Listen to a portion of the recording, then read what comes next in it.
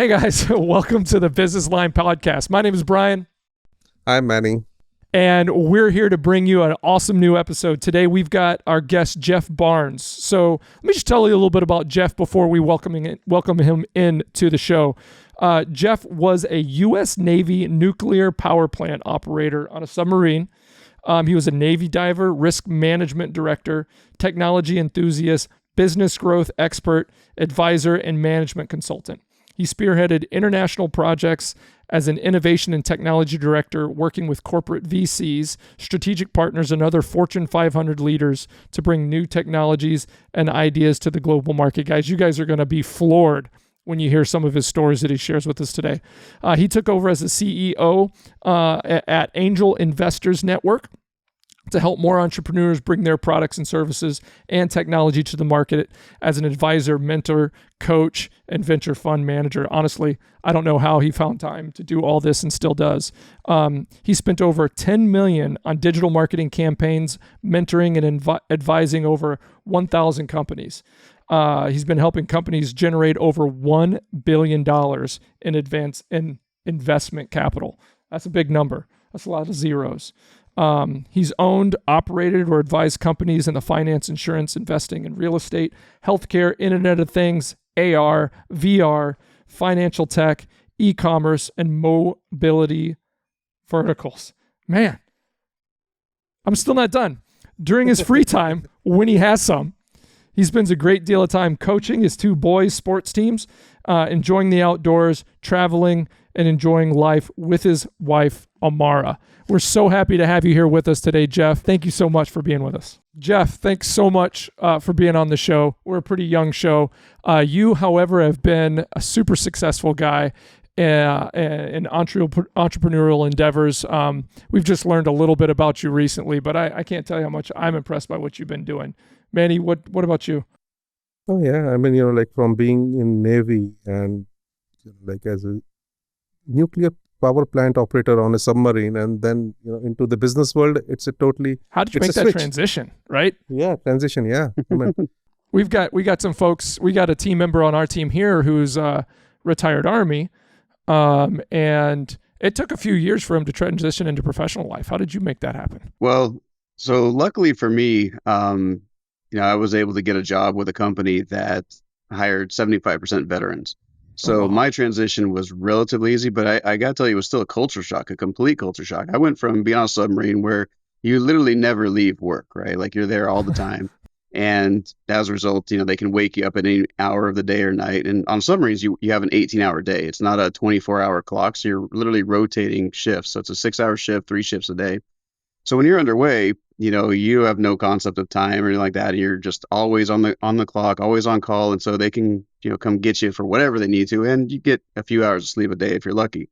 When I got out, I decided I didn't like that being on constant call. And I didn't like having to go to a place and being stuck there. I didn't like I wouldn't call it claustrophobia because you can't be claustrophobic on a submarine, but still feeling confined. And so I ended up getting a job. I've been working remote since 2006. I haven't had an office I've had to go into. I've been working by myself in my own house, from a laptop, and, I had a company car and I traveled from location to location. But I went completely, staying off the deep end, complete 180 from immersed in your job and always there and always on call to I don't have to see anybody if I don't want to. And I think that helped me in a few different ways because it allowed me to just focus on the things I want to do. Because when you're, in your young 20s, we all know that you just don't really know anything about yourself or the world or what you really want to do. And even though you're full of piss and vinegar and you think you do, but the fact is that you need to spend some time learning yourself. And I got a chance to get into a job where I worked with vets. I worked with a lot of former military folks, and yet I didn't have to be stuck in an office. So it allowed for a little bit more of a gradual transition, if you will, to being a civilian, if you could ever really call me that. Yeah. I remember, Manny, when we moved into the office? So our first office after we were working in our houses back in 2016, we moved into the Fond du Lac church office upstairs. And then downstairs was a nonprofit veterans organization. The executive director was a vet. And then his, I guess, number one was a vet too. And it was called Salute the Troops. So that was really big on transitional lifestyle changes and kind of getting folks from a place where they're struggling, coming out of service and getting them into civilian life. So that's Very crazy. cool. Yeah. Awesome. Well, so after that first job, so you went from Navy to employee status, right? And did you jump around kind of running different companies as employees? When did you make the shift to kind of being your own boss, being an entrepreneur, business owner, and going into that kind of world? Yeah, so I didn't know anything about business going into the military. The most I'd known was my dad was a small business owner growing up, but you don't learn anything about the business side. You learn how to, like for him, it was installing hardwood floors and how to work your butt off, sweeping up floors and cleaning up messes, but you don't learn the business side.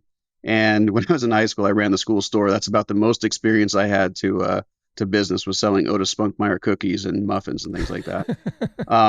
So when I was in the Navy, one of these shifts happened for me, which was I realized that what I didn't want. I didn't know what I actually wanted, but I know what I didn't want. I didn't want to be told what to do all the time and how to do it and all of that, which, kind of oxymoronical being in the military. But the impetus for me was Rich Dad Poor Dad, and reading that book when I was 21 years old on deployment one time and realizing, oh, that all makes a lot of sense. It's really, really straightforward. Yeah, I don't want to work for somebody else the rest of my life. Well, what the hell are you going to do? And I had no idea, right? I was really good at being a mechanic. I was really good at technology and systems and things like that, but I didn't know how to turn this into a business. And somebody, from a network marketing company approached me and talked to me about financial services and how you can make so much money if you just... I got to ask you which one. Yeah, it's Primerica. Primerica, right? Okay. I'd been approached by those guys in the past, sure. Yeah, and so I'm thinking they're talking about how you can make six figures. You can even do it part-time while you're still in the Navy. So while I'm still in the Navy, I'm learning about financial services. I got my life insurance license. I got my mortgage originator's license. It wasn't a mortgage brokerage, but I got all this stuff, and I was working on my Series 6 and 63. And then I realized at some point that, everything that I'm learning and I'm doing is actually not teaching me how to make money. It's teaching me how to not get in trouble. It's not teaching me how to sell. It's not teaching me how to market my business. It's not doing any of this stuff. So even though I did it for years and I kept going to these meetings and talking to people, I was so uncomfortable talking to anybody about selling anything at all.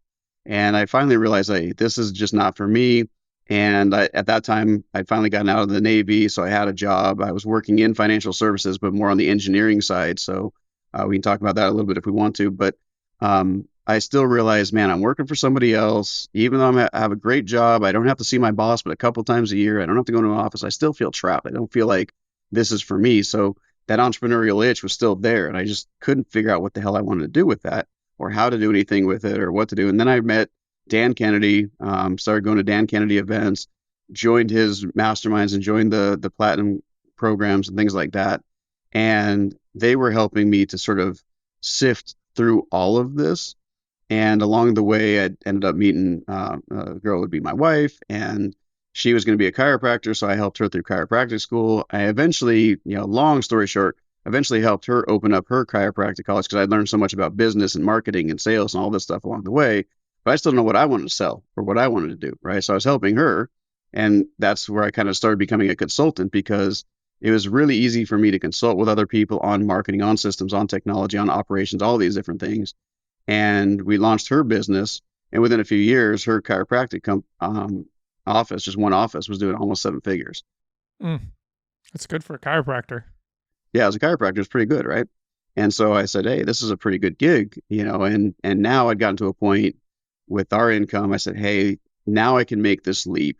I've learned so much in the corporate world. I've done so many different things. I got my MBA, and I'm truncating a really long story, but I said, now that you're making enough money, I'm going to quit my job so I can go pursue my thing, which is essentially advising, acquiring, investing in companies and helping them grow. So essentially a private equity venture capital model.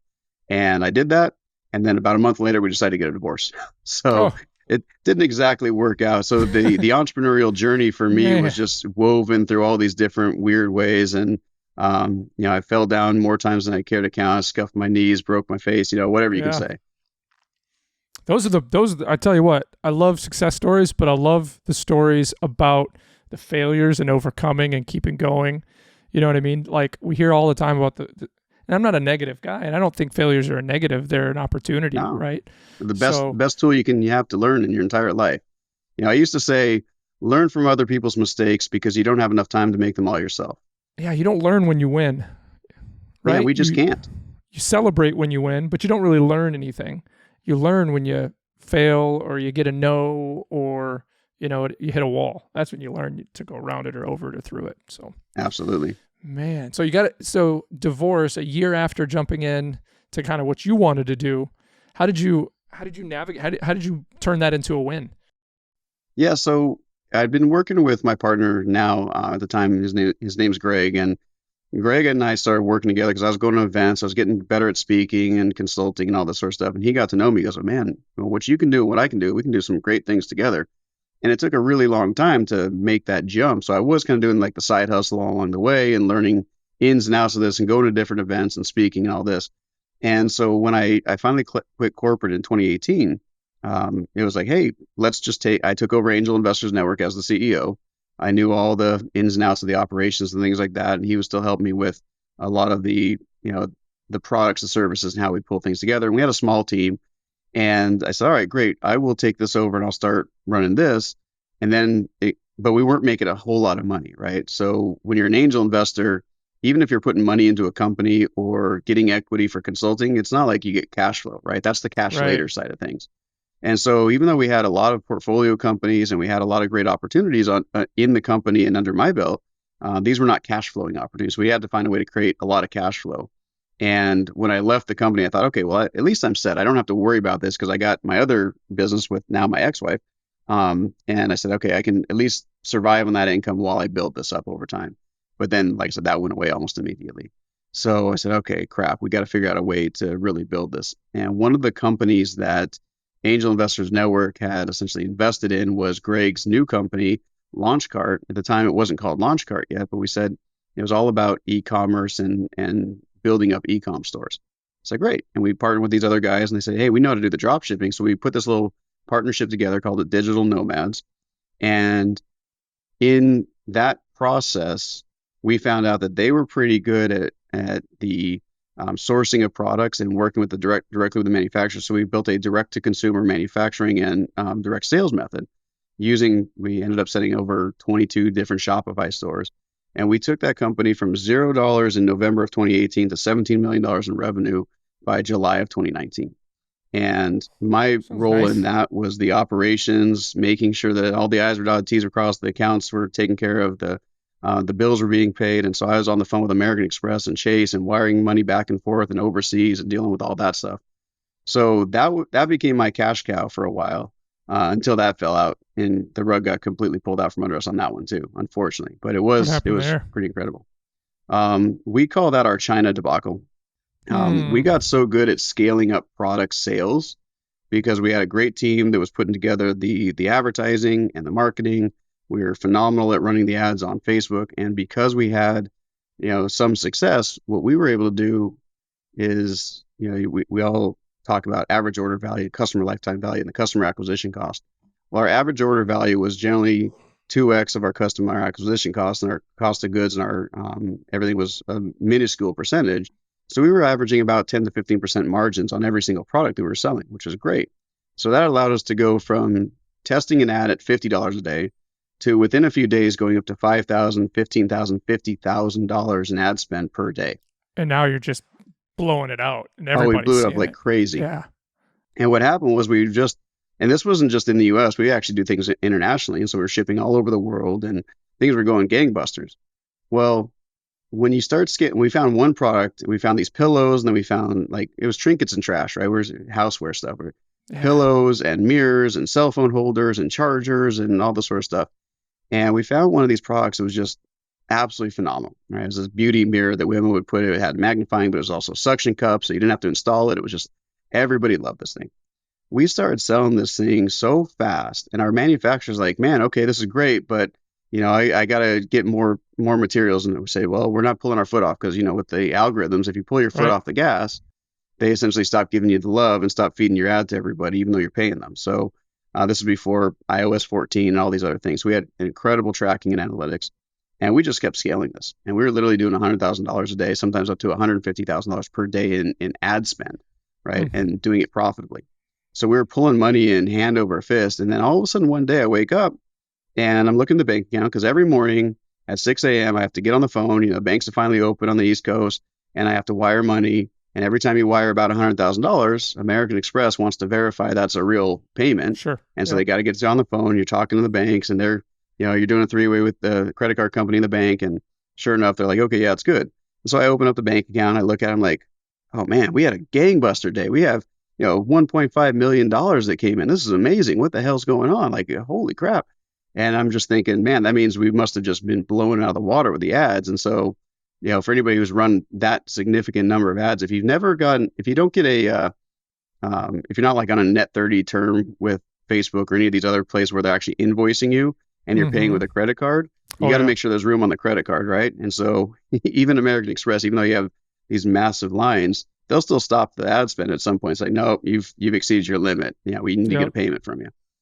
And so that was my job, was to make sure that was happening. Well, I look at the bank and there's all this extra money, and I look through the transaction record and we have a wire transfer for $500,000.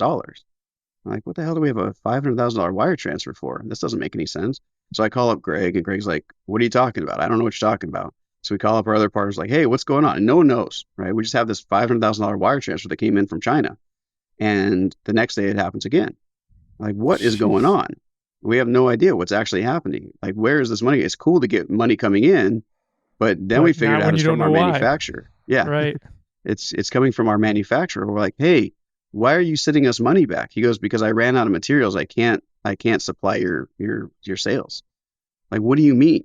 You know, what do you mean you actually ran out of materials? He goes, well, you know, we cannot keep up with your demand.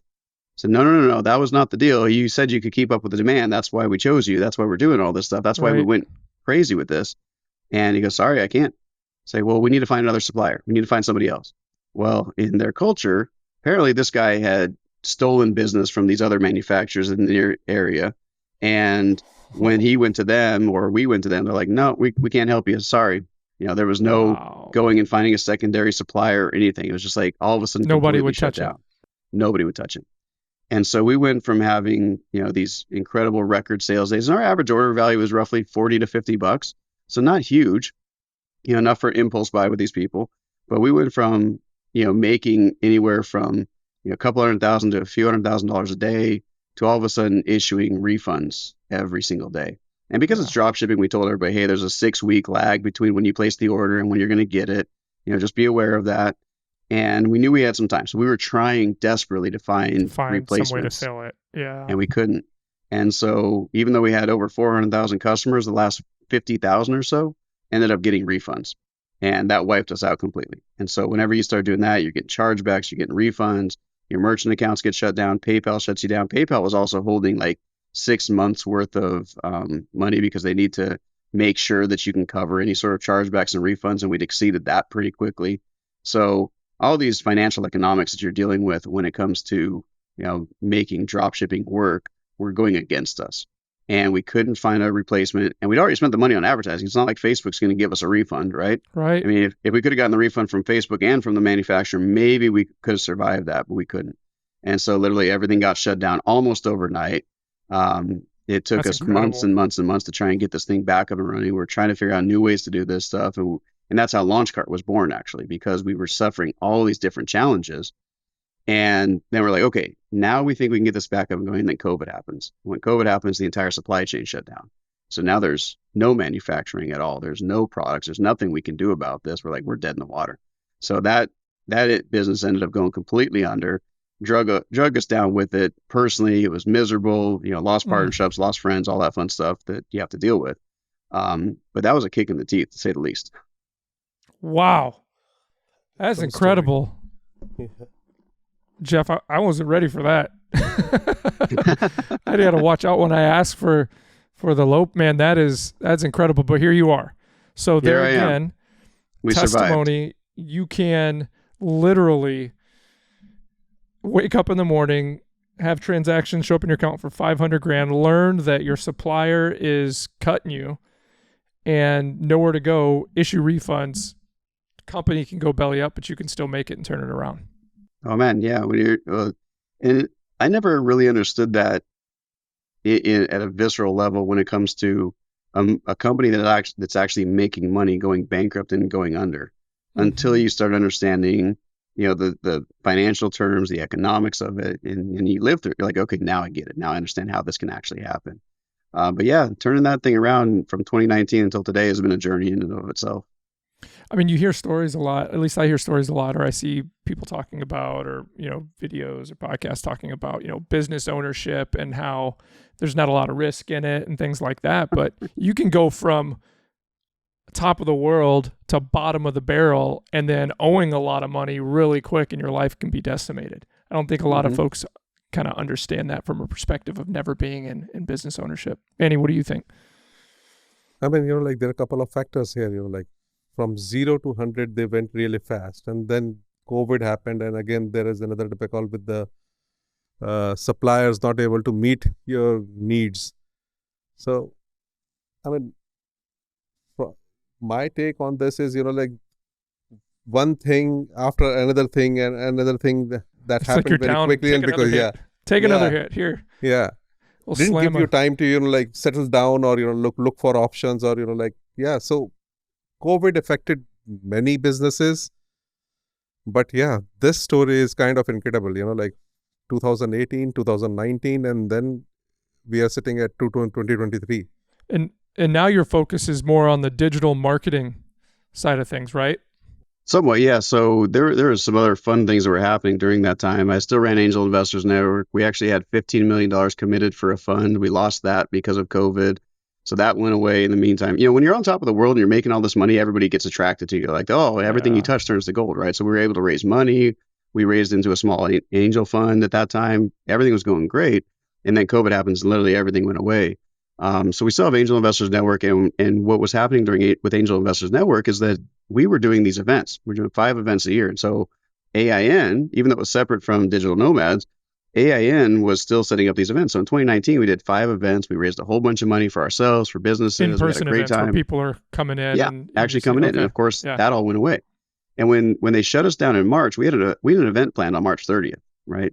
So March 16th, everything gets shut down. Like, hey, sorry, see you later. We can't do this. I'm like, what are you talking about? Like, well, the government shut us down. Say, okay, we need a refund. They're like, well, we'll try and get you that. But these are hotels. These are boutique hotels that we're doing our events in. And one of the hotels actually declared bankruptcy. So we lost all of our deposits on that one. Oh. So that was pretty miserable. We had other events planned throughout the year that we'd also put deposits down. Those got shut down. Some of them we got the money back. Most of them we didn't. And we also never got a chance to redo the events. It was just like, and you're spending money on marketing to get people to events. That money's all gone. And we were issuing refunds, right? We're trying to do the right thing by issuing refunds to the people who were going to come to the events. Some people were great. They said, hey, just when you have the next one, invite me. We'll call it good, which that was nice. All comes down to communication, but we lost our asses in 2020. I could Wow. not be, and I was going through a divorce at the same time. I had to move out of my house. I went into an apartment. I'm all of a sudden dealing with parenting plans and all this sort of stuff. And just like my entire world was turned upside down right So you around have when kids COVID as well. started. You got What's kiddos? that? You have Yeah, I kids have two too? boys. I have Two two boys. boys How at the old are they? time. Well, right now they're 10 and 11. So yeah, a few years ago. So 7, 8-year old little kids going through that. And so now I'm living in this tiny little apartment, and all of a sudden they're going to, homeschooling or virtual schooling, sitting on their devices right outside my office while I'm trying to work and take care of them. So to say that it was a challenging time would be, I think, a little bit of an understatement. Dude, man, what was in your mind? What got you through that? I ended up meeting my wife, my new wife. So Amara is my wife, and we met March 9th, 2020. And March 16th is when at least our state, but most of the country shut down completely for the 2 week, flatten the curve thing, right? And we met right then, and luckily we were on the same page with practically everything. And so even though that seems like a really strange time to start dating, we found each other right in time. So we got to go on one date before the world got shut down. And so when you can't go on regular dates, you can't go to a bar, you can't go to a movie, you can't go to dinner, you can't do any of this stuff. You learn a lot about your partner really, really quickly, right? So the two of us working together, just kind of working through it, made all the difference in the world. And I'm a dad. It's not like I can just like Yeah. shut up in a hole and disappear or run away. I have two boys, and these guys need me. So I had to still show up, and not to say that there weren't days that I just wanted to like bang my head against the wall and put my fist through the drywall, but I had to show up for them 100%. Would you say some of your background and growing up and kind of seeing your dad work through, probably working in that business, being in the service, learning the ability to carry on and stuff like that, is that kind of part of it too, you think? Yeah, 100%. My dad struggled with his business. He had, at one point, I think he had something like 40, 50 employees. His business partner embezzled from him, and he lost everything at one point when he was in his 40s with kids. So, he had 3 kids and a wife and everything. And so watching him go through that, I was like, man, I never want to be that. That sucks. That's why I joined the Navy eventually. I was like, I never want to deal with that. That's why I chose not to go entrepreneurial in the first place versus doing something safe and stable and secure. But here I was essentially reliving the same situation, just in a little bit different terms, and realizing, hey, my dad pulled through. We were fine. We ended up having a roof over our head all the time. We got taken care of. So yeah, I got to show up. Like, and between my dad, my grandfathers, being in the military, they just teach you if you grow up in the right kind of environment, I think. And not to say that everybody has to grow up in that environment. You have to find an environment that will suit you to help you with this stuff. Is that it will reinforce that you do have things within you that maybe you didn't know about, and you will find a way to persevere. And more importantly, maybe not more importantly, but just as importantly as that, is having somebody else there with you so you're not going through it alone, right? You guys were talking about the vets and folks that struggle.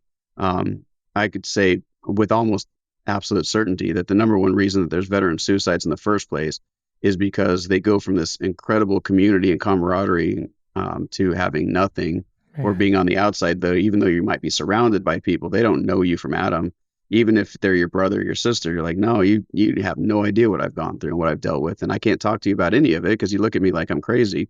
So I shut myself up in this little hole. And that's the most dangerous thing that a person can do, especially when they're having any sort of PTSD, mental challenges, things like that.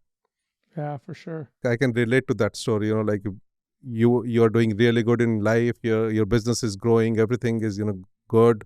You're not worried about money, and then suddenly like one day you get up and everything is like going down the hill. I mean, in fact, not going down the hill. It's down the hill. It's there already. I mean, I have suffered that. Yeah, in 2014, we had like around 250 people, and suddenly next day I saw that the company that we were working for or working through got sold, and they decided they don't want to continue with us. So from 250 to 300 people in our company, we were down to 8, 9 people. It was kind of a question of how to survive this. So my question, what kept you going? I mean, you were doing good, and most of the people, almost 99% of the people, will start thinking about, okay, this business thing is not working out. Let's join a company, start from there, and then again, maybe after a couple of years I can try my hands in new business. So from 0 to 100 and then 100 to 0. Yeah, why not just go take the safe route and get a job, right? Yeah, right. Yeah. Why didn't you do that? Why you kept trying new things? Yeah, good question. I've been told I'm unemployable, and I tend to agree with that.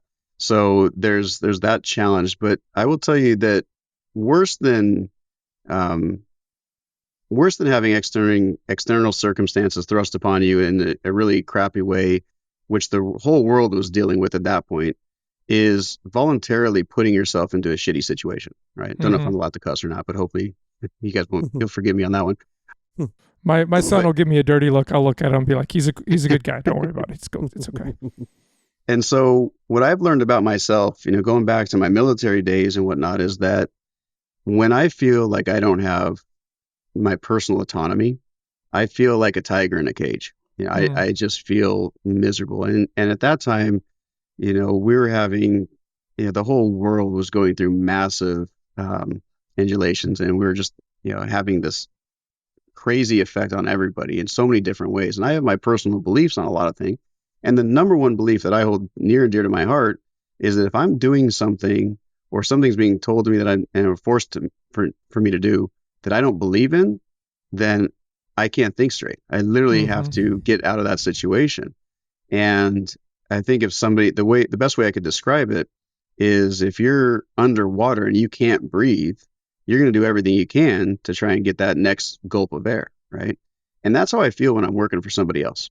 And it's a really miserable feeling. And I know this because I've had to go through that situation long enough, and knowing that you have something to offer and the people within your organization either don't understand you or they're risk averse, or they say, hey, this is the way we've always done it, like worst excuse for doing something, in my opinion.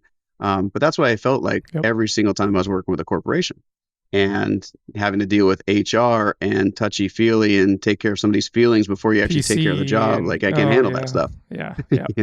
So I'm not going to say that was the only reason, because I'm sure ego and pride was another big piece of it. And I had raised money. Remember, I'd raised money. I have shareholders. I had invested in companies. So in 2019, I was doing pretty well. And I took on a lot of responsibilities. I took on debt. I took on investors. And I felt I had an obligation to them. And so even though literally all my partners left, they're like, hey, we can't handle this anymore. We got to go do something else. I had to stick around because I owed this to those people as well. And I couldn't have that hanging over my head for the rest of my life either, that I just like failed them. It's one thing if you feel like you failed yourself. Okay, you have to look yourself in the mirror every single day. And sometimes that's the worst form of failure. But to feel like I've let other people down, that actually hurts me more than letting myself down. I can fix myself. I can't fix what happened to somebody else. They may, hold a grudge against me forever. It doesn't really matter. I need to go and make right on my promises. And so that's another big driving force. I'd love to tell you that it's because I want to show my kids, hey, this is what it looks like and you got to stick through it. Like, that sounds great, but they were 7 years old, right? They're not going to get it. You're not thinking about that in the moment. Yeah. You're really not. No, I had obligations. Yeah, exactly. Slow motion sequence, look over at you, Manny, and I'm doing this for you, bud.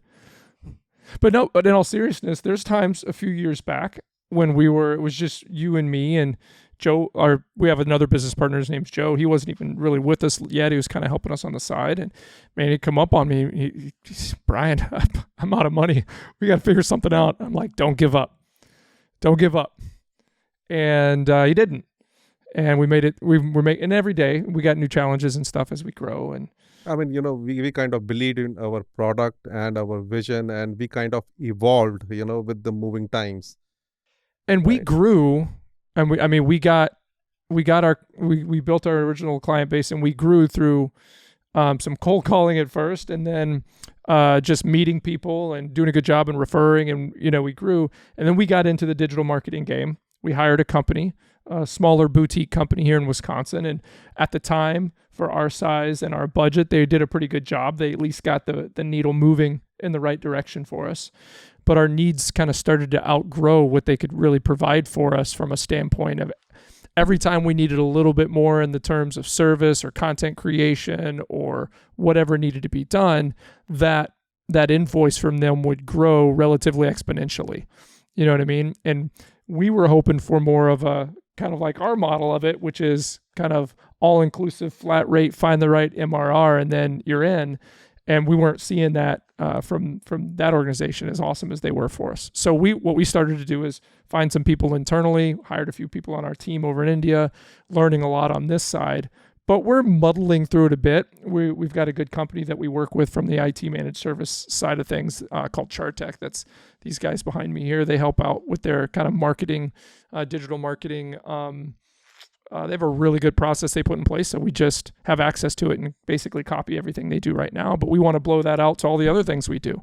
So when you're working with a small business, Jeff, how do you get them from really not doing it very well to getting to a place where they're banging out digital marketing and they can explode their presence and start to see sales climb too?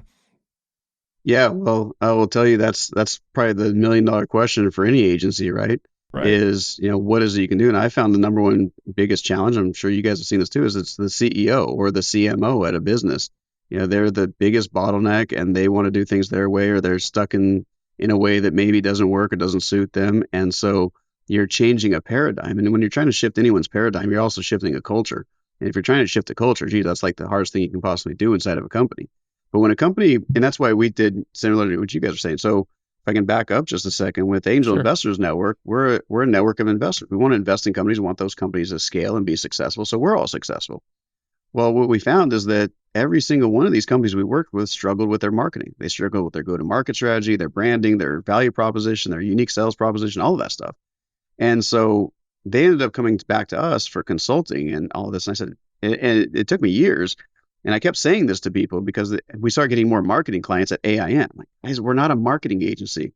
That's not what I want to do. That's not what our business is. And so over the course of a few years, including building up entire, multi-million-dollar e-commerce sites and nutraceutical brands and hardware and software and SaaS and all these different companies, say we need to spin the marketing stuff out. Like we can't do that at AIN. That's not what we are. So we spun that out and we started up our marketing agency.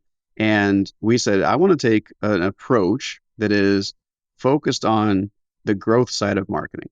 And to me, that's lead generation and marketing automation, right? Because all the other stuff, the branding, like that's so important. It's vital, but it's not my forte. And so we end up hiring people and outsourcing that wherever we can if we need to do branding. If we look at the brand, like I tell everybody, it's like, I don't know how to make something look amazing, but I sure know when it looks like crap. So I can help you out with that, or I can help you out with your brand positioning. We can talk to them. We consult with them. But we said, if we want to come in and be successful for you, we literally have to take over almost all aspects of the marketing.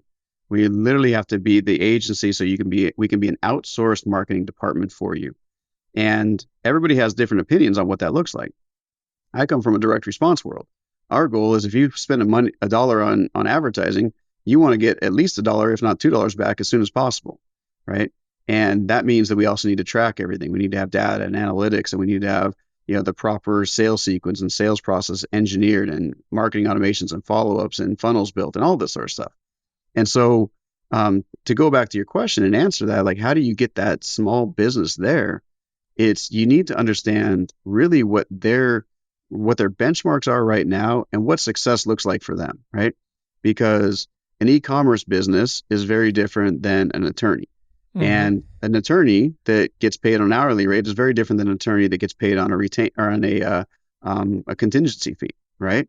And so we need to look at it and say, like, we have a college actually that's one of our clients, and these folks are a college that actually now they travel, so they have virtual locations and they have satellite locations, all this sort of stuff. And they went from having a single hub to now having satellite locations. Well, guess what? When you go from one place, having one, like say all of a sudden Harvard decides to go put everything online or go have different Harvard satellites around the country. Well, they have to market things a little bit differently, right? You're still marketing the brand, but maybe your unique selling proposition is no longer come to our amazing campus and be surrounded by the exact same people that every Harvard alum has always been surrounded by. Maybe that's not it anymore. Maybe it's something different. And so you have to look at that, and then that curtails into what the strategies and the tactics become.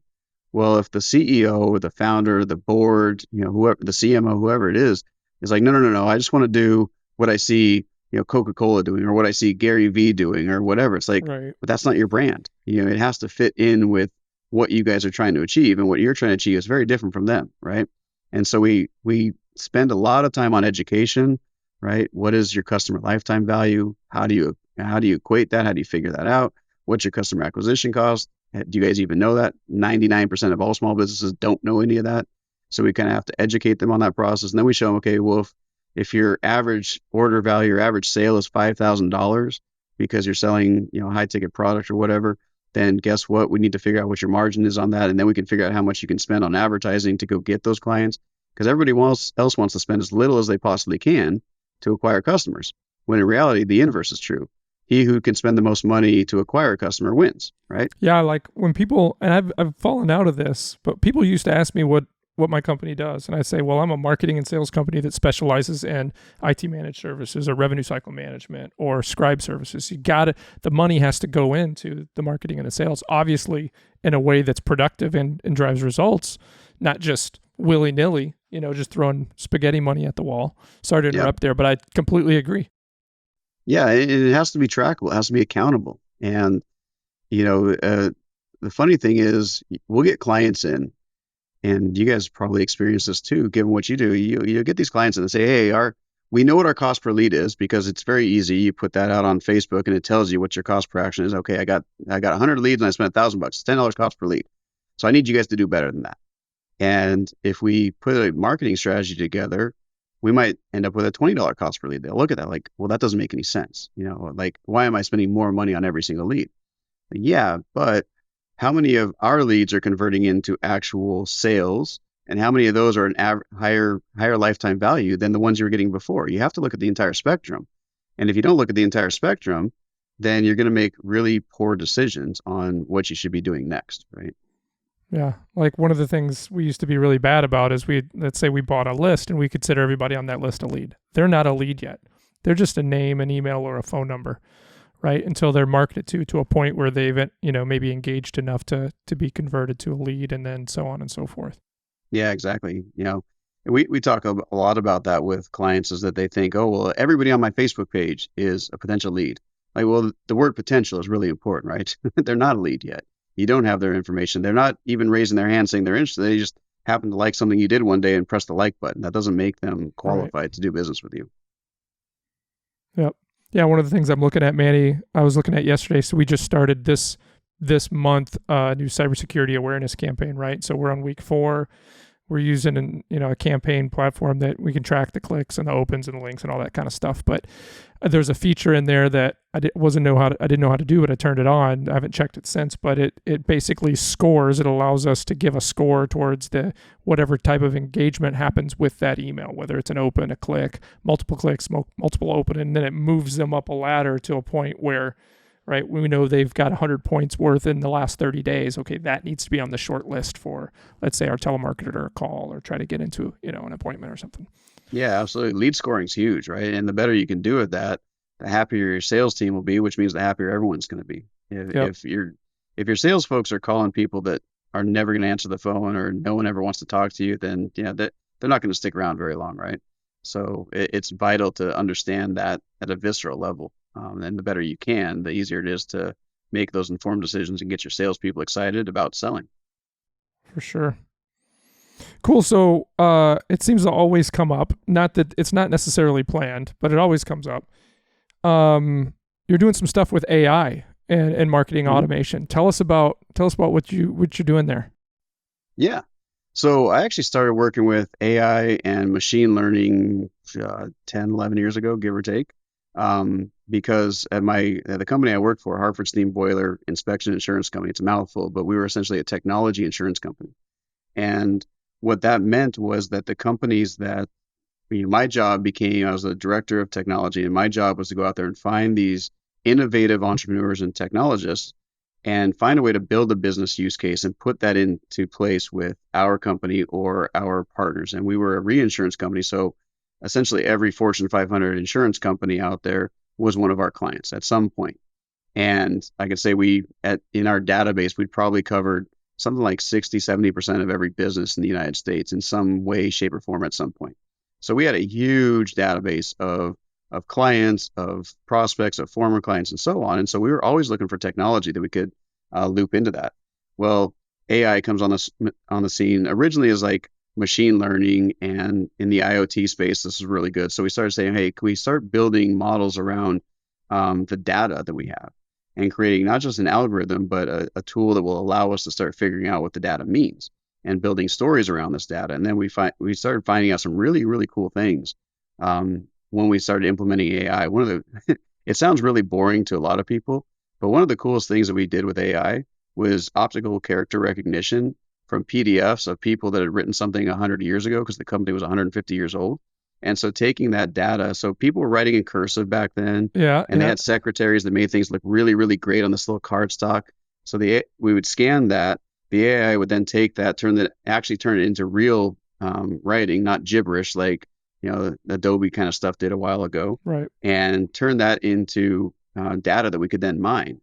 And believe it or not, there's still equipment around in operation today that's 100 years old. So we were able to pull out source information from stuff that was not printed and turn that into training materials and training manuals for people. So that was cool. That was a really cool thing for me to see the practical application of AI.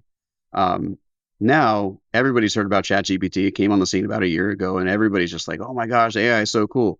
And in reality, of course it is, but there's so many other applications around it. So learning how to do Prompt engineering is something everybody talks about, and you use prompt engineering to create these incredible mid-journey prompts. And so now we can create, like I can become an artist now. I was never an artist my entire life.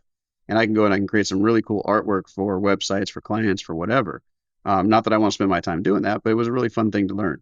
Yeah. But what we're doing for our clients is conversational AI.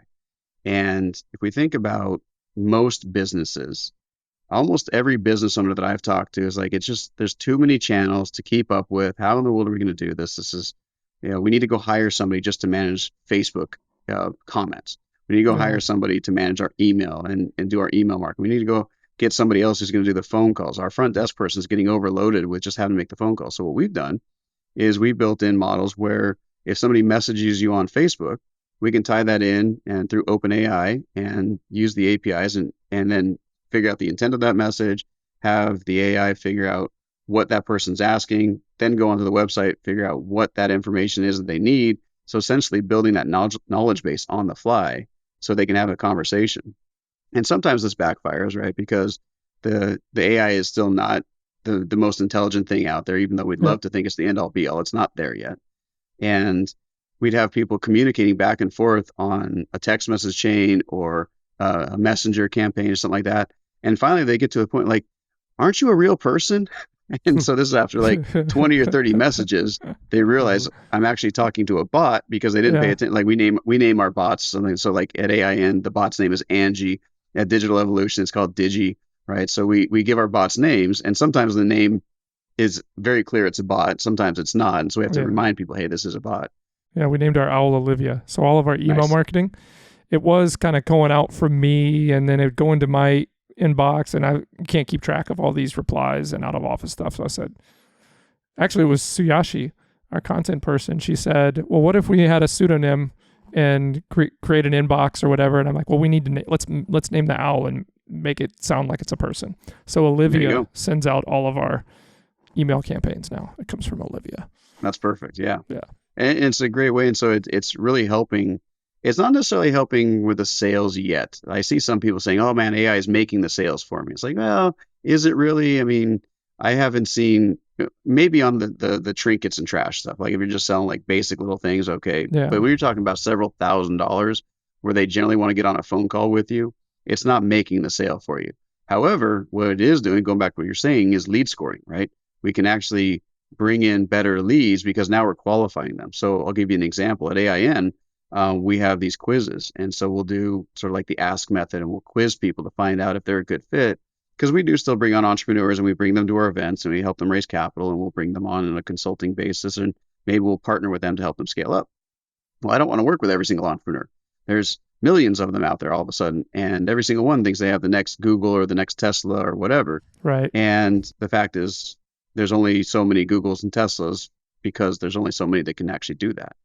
And we have to then vet these people out. We have to make sure, hey, are you not just another dreamer who, and I hate to sound like such a pessimist with some people, but they don't have the stick-to-itiveness. They don't have the perseverance. They don't have the ability to weather those storms. And we need to weed that stuff out quickly before we even get down to sending them an engagement letter and getting going.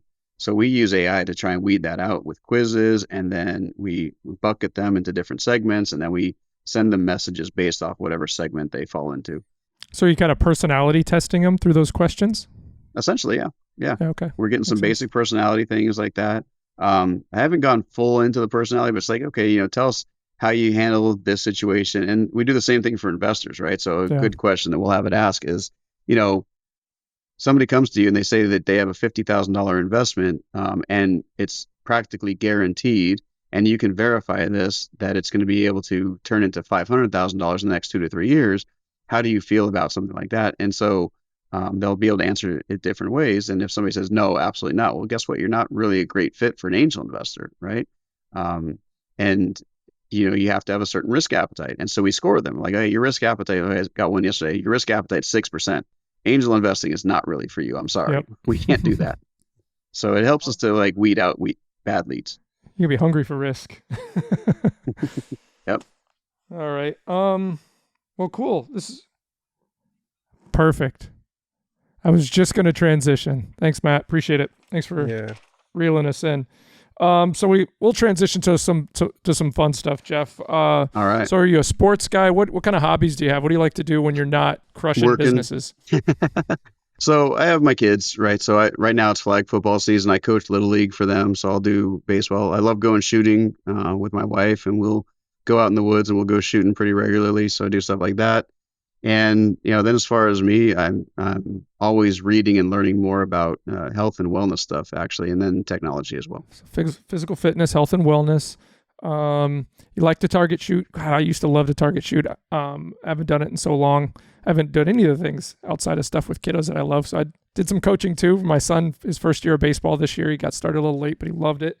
So Nice. I helped out coaching there. So where are you from, Jeff? Where do you?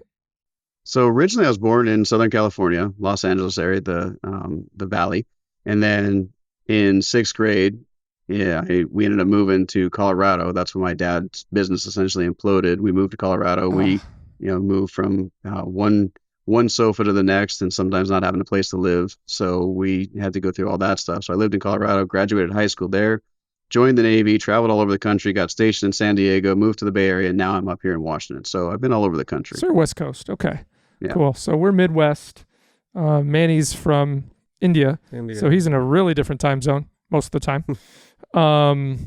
But so are you a sports fan? Do you have favorite teams or favorite type of sport that you like to follow?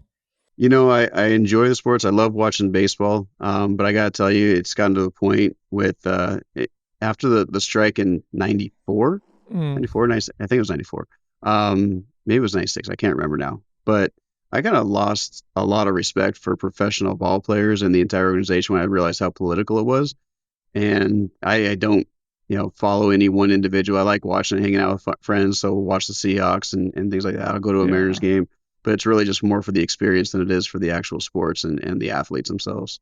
Yeah, the rose-colored glasses were shattered for me a long time ago. I think we're probably a relatively similar age group, and I remember that baseball strike, and it was the first time I was in high school. I was like, this isn't really about the game anymore, right? Yeah. And then but similar things happen with games. They evolve, they change, they kind of follow where the money goes, and it becomes less about the game, more about the spectacle. And maybe I'm just old and jaded. Maybe we're Yeah, well, I mean, if you played any sports growing up, then it was all about the game, right? Yeah. And so to all of a sudden find out it's not anymore, it's like, geez. Or then you have these players that will, they're fair weather players, and they'll say, hey, I'm out of here. That other team's doing better. I don't like the coach anymore. I'm like, it's not as much fun. But I will say, watching college, I enjoy watching college. They're still playing it for the fun of it, for the most part. But what I really love watching, I love watching those the clips, how amazing humans can be, right? And the amazing things that just your average person, or sometimes elite athletes, but just amazing people doing amazing things. Like, man, that gets me choked up every time watching what people are able to achieve in their own lives. Yeah, like physical rags to riches, or turning things around, or really applying human spirit to it and stuff.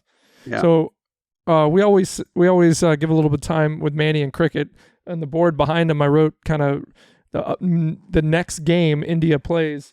They're playing New Zealand on the 22nd. Manny, what's going to happen in that game? Of course, India is going to win, but of course they're going to win. It's not even. Of course they will. I think New Zealand might have something to say about that, bud. I mean, both the teams are on the top of the pool right now. Oh, really? New Zealand's been playing really well? Both of them played 4 games. Both of them have won all their games. I mean, today, in fact, India played Bangladesh, a mediocre team, but that can surprise you sometimes. So, but India won. So, we both are at the top of the pool. New Zealand number 1 based on run rate. Okay. Okay. Okay. Yeah. So, yeah. I mean, it will be interesting. It will be an even contest. What should we watch? What should we watch for to be kind of India's going to win, but what's going to be the make or break kind of stuff in that game between those two? So both the teams are balanced. I mean, they have, great batsmen, great bowlers, fielding. I mean, all around, both the teams are pretty well balanced. So all it depends on that day is, which team plays better. Okay. A better game. So we might be playing some cricket in house here today. We do this on Thursdays. We get together the staff and try to do some fun stuff, board games. Last week we played charades, and this week Manny, he said enough of these shenanigans, enough of these silly games. We're playing a real man's game. were playing cricket. So he jumped on Amazon and he bought a cricket set, and it arrived this morning. So we're going to go outside in the back of the building, I guess, and I don't know what to do, but I know a little bit. I was going to say, I wouldn't know what to do aside from not get hit by the ball, I think. Right. But, Manny, you just said something, and it reminded me of John Madden, right? So one of the commentators for the NFL Monday Night Football Forever. Uh-huh. And he just said, well, it just comes down to who plays a better game today. John Madden would say, well, the team that's going to win today is the team that scores the most points. So Captain Obvious. Oh yeah, I miss Madden. Yeah.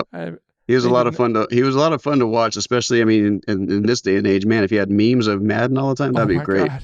I remember he'd be circling snot bubbles. He'd pause like the video. See that right there? That's snot bubbles. That guy's working really hard. I'd say, oh my God, that was fun.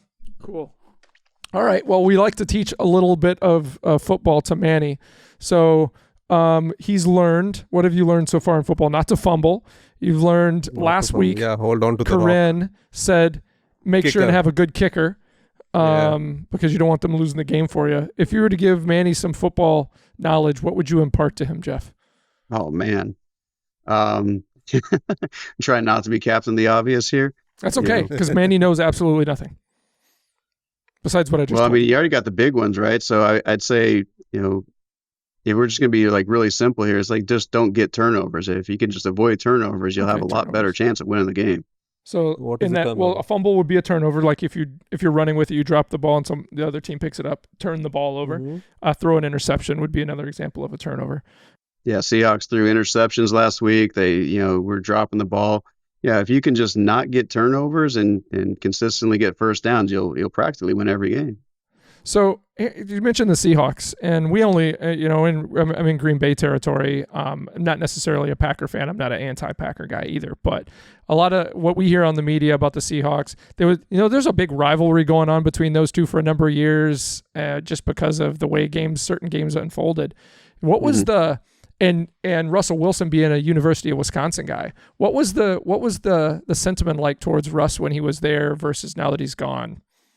Oh man, everybody, we loved it when he came on board. Young guy, really fast, doing his scrambles and getting out of the pocket all the time and just making the game fun.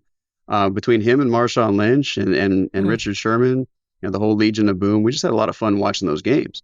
Then after we won the Super Bowl and everything went downhill, it's like, come on guys, we're going to get back on top here. And then when he left, everybody kind of felt like he was a traitor, right? So that was really a lot of the sentiment here is that. And I still don't even know all the details, but a lot of the sentiment was, man, what in the world's going on here? Like, why is this guy? Because it was a few years before he finally left, even after winning the Super Bowl, and we just could not get anything going. Mm-hmm. So it was hard to really stand behind the guy. But of course, everything comes down to teamwork. And so a lot of people were talking about it was his relationship that was causing the problems. His head wasn't in the game anymore, which who knows if that's the case. I can't speak for Russ. I know that there was a gentleman. I will say this. So there's a book. I wish I could remember the name of the book right now, but it was Russell Wilson's mindset coach had written this book. And again, I'd have to go look it up and try and find it. But he talked about how he would essentially get on the phone and talk with Russ, and he helped Russ, even get into the NFL initially. And this gentleman passed away right around that same time. And so I don't know if that had something to do with it, if Russ ended up having some sort of, didn't have that mental aspect of somebody to help him out with that, because that's a huge part of the game. That's probably the biggest part of the game is it's all mental. Well, in life in general is getting out of your own head and, realizing that fear really isn't real and all the voices in your head to tell you the wrong things, right? Mm-hmm. I got Manny's voice in my head constantly. Yeah, as long as it's good advice, you're all good. So cool. Hey, so Jeff, I have one question, about how are you handling, okay, you have your own business now, plus you are the CEO of AIN, and I believe I saw in your LinkedIn page, you are heading a director in some board. How are you handling all these things along with your business? Yeah, it's a good question. The most important thing is team, right? So on the marketing agency side, Digital Evolution, I have a great team, and my job there is setting the vision and then helping them. I'm the guy that understands the marketing, so it's imparting knowledge as much as I possibly can. So every day I'm meeting with my marketing team. And we start the first part of my day is making sure that they know what they're doing. They're good on the clients, everything's working, and answering questions, right? So helping them. And then when it comes to AIN, that business, I'm not going to say it runs itself because it doesn't, but it's a lot easier because it's a membership-based organization. We do events, right? So then I have an event team. One of my partners is amazing at events. She can handle this. We have incredible designers. We have incredible people that can do all this stuff, the social media, everything. My job, when it comes to all of this stuff, is advising and then creating content, right? So I'll do stuff like this, and then we'll take this and we'll share this with all of our people. And then I do every single week, I'll get on, I'll do video content. And then we take that video content, that turns into blogs, it turns into emails, turns into social media posts, all that stuff. So my job is to create content, training, and then advising. That's a lot of what I do. So when it comes to all the companies that either I'm an owner in or I sit on the board with them, I'll have meetings every single week with the executive team, and it's brain power. So by about, when I was first getting started, I was able to work until midnight, 1 a.m., no problem. Just keep going, hammering away, getting stuff done. Now, by about 5 or 6 p.m., my brain is mush, so I need to spend a little bit of me time in the evening or just, go cook and hang out with the kids or something like that. But yeah, that's, my days are pretty full, starting about 6, 7:30 in the morning. What I caught there really, Manny, is he's doing a good job of defining roles and expectations of himself and the team, not overexerting himself or stepping into the territory that you don't need to be doing, but playing your role as, as the leader. And like, as you said, the kind of more of an inspiring role, even a content creation role, and letting your team do what they're good at, right? That's one of the hardest things to do, man. I got to tell you, like when you build yourself up and you have the skill set to all of a sudden say, okay, somebody else needs to take this piece on. If it's not the most important thing that you should be doing, that's a really, really hard thing to do. And I think a lot of business owners gloss over that. It's the number one reason, in my opinion, that small businesses stay small, is because you have the E-Myth in operation. You're watching it happen, right? Yep. The chiropractor wants to always be the main chiropractor and be the one in charge of everything. It's like, can't grow a business if you are the bottleneck. Yeah. Yep. You can tell you're a reader. You read the E-Myth. I've already liked that about you. So I can tell when I talk to you guys, the guys that read a lot, they drop the lines from the books or the titles that, like Rich Dad, Poor Dad, was one of my first ones that I read. The book that got me to read, I had to listen to it about 100 times before I actually read it, was Think and Grow Rich. I'm trying to get him to read that just to kind of, from a mindset standpoint, but Rich Dad, Poor Dad, Cash Flow Quadrant. And then similar to you, I got kind of linked up with a network marketing company that really based itself on reading and leadership and stuff. And that helped me a lot. And I've moved on from there. But last fun thing, and then we'll wrap things up because we've already used an hour of your time, which I'm so thankful for, Bud. What is your favorite holiday this season? Is it Halloween, Thanksgiving, Christmas? And of the ones, what do you do to have a good time? It's kind of funny. I'm not a religious guy at all. And so I don't really, deal with any of the religious aspects of this, but I love Thanksgiving. I love the food. Mm-hmm. The problem with Thanksgiving, so my wife's family is vegetarian. Oh, okay. I am 100% a carnivore. I would just eat turkey all day long. And then there's also the stress of having two different families coming together. And then I have a split household with my kids, so then I have to share. So it gets to be a lot of stress. And our number one job, or our goal, I should say, it's not our job, but it's our number one goal as my wife and I, is to reduce our stress during the holidays. And so I don't really go down the route of buying gifts and all that sort of stuff. But what we do is we try to go out to the mountains. We go sledding with the kids if we can, have some hot chocolate, go out and enjoy the wintertime as much as we possibly can. And when I can, I cook some really good food, and I love having my cranberry sauce with my turkey. Yeah. I'm a closet Thanksgiving guy too. I mean, I can't dog on Christmas because when you got 4 kids, it's crazy and you just have fun. Oh man, you've got to. Yeah, absolutely. I love Thanksgiving though. I love just the chill nature of it. You just wake up, my wife loves to cook. I've had a couple of years where I've cooked because she's been down and out. With one year we were having a baby, another year of surgeries. But man, I just love the chill nature of it and time to eat and just fall asleep because I've eaten too much. Yep, absolutely. So real quick, Trevor Moawad was the guy's name I was referring to earlier, and he wrote the book It Takes What It Takes, and that was Russell Wilson's mentor. So another good one. And if you like Napoleon Hill, my favorite one from Napoleon Hill is Outwitting the Devil. I've never met anybody that read that too. I have that book on my bookshelf in my office. Oh man, it's a hidden gem. It is. It's so. I found it at so Barnes and Noble.